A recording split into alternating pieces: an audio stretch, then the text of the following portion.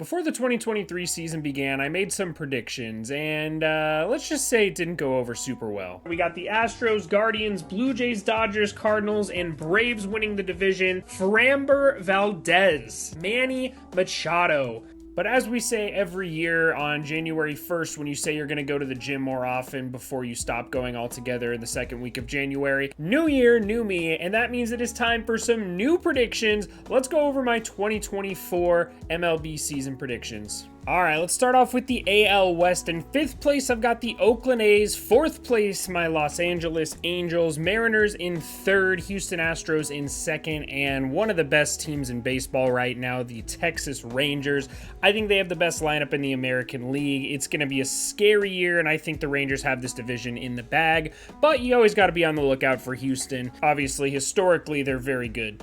Moving on to the AL East, in 5th, I've got the Red Sox. 4th place, the closest team to me locally, is the Tampa Bay Rays. 3rd place, the Toronto Blue Jays. Always feel like they're a 3rd place team. They're just very mid. Just above them, we got the New York Yankees. Due to some injuries, unfortunately, I think they can't quite win this division. But in 1st place, we've got those Baltimore Orioles. Finally got an ace this offseason in Corbin Burns, and they've got that great lineup with Jackson Holliday waiting to come up after they manipulate his service time, which is very unfortunate because they could be the best lineup in baseball. Moving on to the AL Central, the Chicago White Sox in 5th place. Just above them, I got the Detroit Tigers. They have some bright spots. I think Tariq Skubal is ridiculous. I don't think they have what it takes. Just above them, the Kansas City Royals in 3rd place. I think that's a bit of a hot take, but I really like the Cleveland Guardians this year, who I have in 2nd, and then in 1st place, the Minnesota Twins. This feels like their division to lose, and I don't think there's going to be that big of a discrepancy between 2nd and 5th place in this division. Moving on to the NL Central, another hot take of mine. We'll go Pirates in 5th place. That's not the hot take. Cardinals in 4th might be. They still have a couple of talented dudes, but they've got a really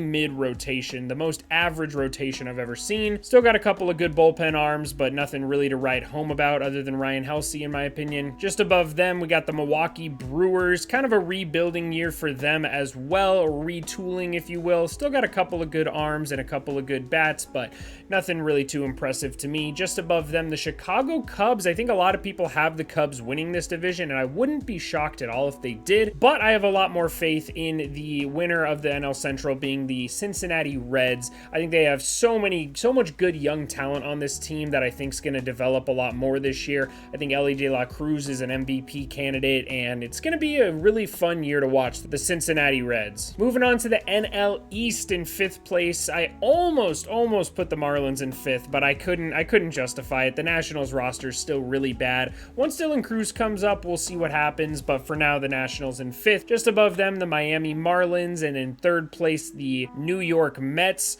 Still a pretty solid roster. We'll see what happens there, but the top 2 teams in this division clearly right now are the Philadelphia Phillies and the Atlanta Braves. The Braves, I think, are rivaling the Dodgers with their best overall roster in all of baseball, so I've got the Braves winning this division for, I think it's like the 4th year in a row, something like that. And then last but not least, the NL West, probably the worst team in baseball, the Colorado Rockies. I have finishing in 5th place. Just above them, maybe a shock to some, but I have the San Diego Padres, and I think my hottest take of this entire video is coming up right now. I've got the Arizona Diamondbacks finishing in 3rd place because I think the San Francisco Giants are going to be the 2nd best team in the NL West. I really like what they did this offseason.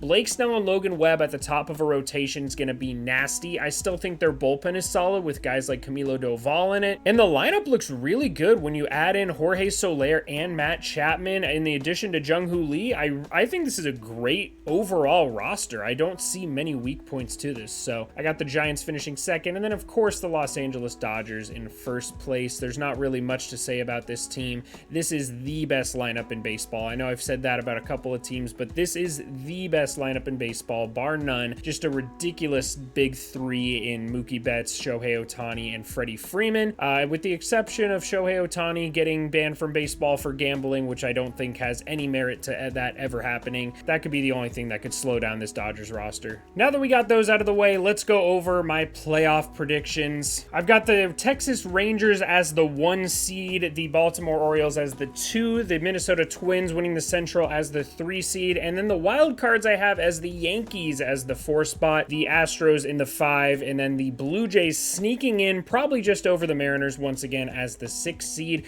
Over in the National League, we got the Braves as the 1 seed. That's a bit of a hot take, but I just think they're going to have an easier division to win. I think it's going to be a little less competitive, and they're going to win more games. Dodgers as the 2 seed, followed by the Reds as the 3, Phillies as the 4, the San Francisco Giants as the 5, and then the Arizona Diamondbacks making it back into the playoffs just barely as the 6 seed. Now, I think the Houston Astros will beat the Yankees because that's just how the postseason always seems to work. And the Twins beating up over the Blue Jays, that would put the Rangers and Astros back into a matchup, and the Orioles and the Twins. I have the Orioles beating the Twins and the Rangers beating the Astros once again, meaning we have a Rangers-Orioles ALCS, and I think that the Orioles pitching can come through and silence these Rangers bats this year, having the Orioles going to the 2024 World Series. Over in the National League, I have the Phillies beating up on the Giants and the Diamondbacks beating up on the Reds, setting up a Braves versus Phillies NLDS where I think the Phillies are going to beat the Braves once again. I just don't know what it is. They got some magic against the Braves, and I think they do it once again. But then you have the Dodgers and the Diamondbacks, another rematch of last year, and that would be an interesting series. Shohei Ohtani could, in theory, be back pitching by this point, and lightning can't strike twice here. I think the Dodgers are going to put away the Diamondbacks pretty easily, setting up a Dodgers-Phillies postseason here. And this is where it gets a little bit wild because the Dodgers are known for choking in the postseason, and I think they do it again. I think the Phillies are going to beat the Dodgers and advance back to the World Series where they're going to face off against the Baltimore Orioles. And while I do really like this Orioles squad, I just don't think their starting rotation can get them this deep into the postseason past the juggernaut Phillies that have a better rotation than them. So your 2024 World Series champions are the Philadelphia Phillies. Like I said, 100% correct. I have the script right here. Rob Manfred accidentally sent it to me. It's Jover for the rest of the league. Moving on to my award predictions, and let's start off with the one I am most confident in, and that is Wyatt Langford winning the American League Rookie of the Year. Kind of boring. A week ago when I started making this video, he was a plus 1,200 favorite, which was like the 3rd or 4th best odds. He has now moved into a plus 200, and he is the current favorite to win the award. So a little boring there, not a very bold prediction, but Wyatt Langford, another guy on my fantasy team. I'm very excited to watch this man hit. He has been ridiculous at all levels in the minor leagues and had a great spring training. I think he's just going to go off offensively this year. And then our National League Rookie of the Year, I mentioned his name earlier, and that is Jung-Hoo Lee of the San Francisco Giants. Another stud coming over from the KBO, and he is just a very good contact, just a very good overall hitter. I think he's going to hit his way, bat above 300, which is very important to a lot of these old heads who are voting for these awards. And I don't think the NL Rookie of the Year race is going to be that stacked, so I do think Jung-Hoo Lee has a very good chance of winning it this year. Moving over to the Cy Young Awards in the American League, another guy on my fantasy team here, and that is Tariq Skubal.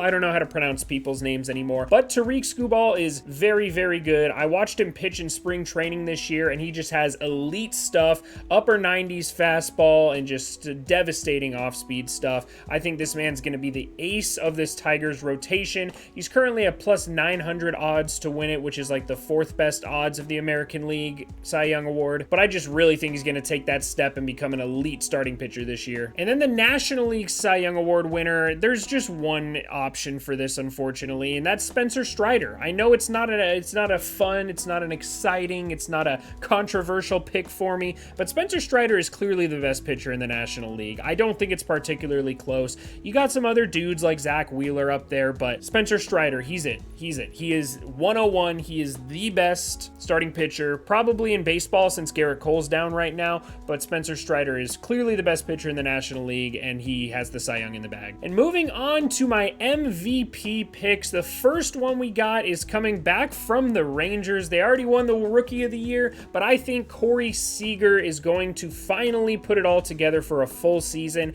and bring home the AL MVP. No more Shohei Ohtani in the league, so this AL MVP race is wide open. I considered, you know, going back to my boy Mike Trout here. It's always a good option. I've heard rumblings of people picking up on like Royce Lewis. There's a lot of good options for this AL AL MVP, Juan Soto, Aaron Judge, of course, but I think Corey Seager is the guy who gets it done. I think he's going to hit 40 home runs from the shortstop position. Best team in the American League, Texas Rangers. And last but certainly not least, our National League MVP pick is also going to be not a hot take whatsoever. That is Ronald Acuna Jr.